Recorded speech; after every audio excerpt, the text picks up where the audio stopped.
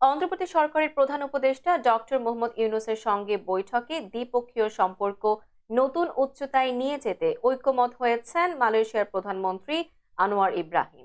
সেই সঙ্গে বাংলাদেশি শ্রমিকদের জন্য সুখবর দিয়েছেন তিনি। বৈঠক শেষে শুক্রবার বিকেলে হোটেল ইন্টারকন্টিনেন্টালে সংবাদ সম্মেলনে কথা বলেছেন আনোয়ার ইব্রাহিম। টিকিট জটিলতার কারণে মালয়েশিয়ায় যেতে না পারা 18,000 শ্রমিককে সব সহায়তা দেওয়া হবে জানিয়ে তিনি বলেন, মালয়েশিয়ার শ্রমবাজারে প্রথম পর্যায়ে 18,000 বাংলাদেশি নেওয়া হবে। আনোয়ার ইব্রাহিম বলেন, ডক্টর মোহাম্মদ ইউনূসের নেতৃত্বের ওপর পূর্ণ আস্থা রয়েছে আমার। আমি বিশ্বাস করি বাংলাদেশ এগিয়ে যাবে এবং সর্বাত্মক সহযোগী থাকবে।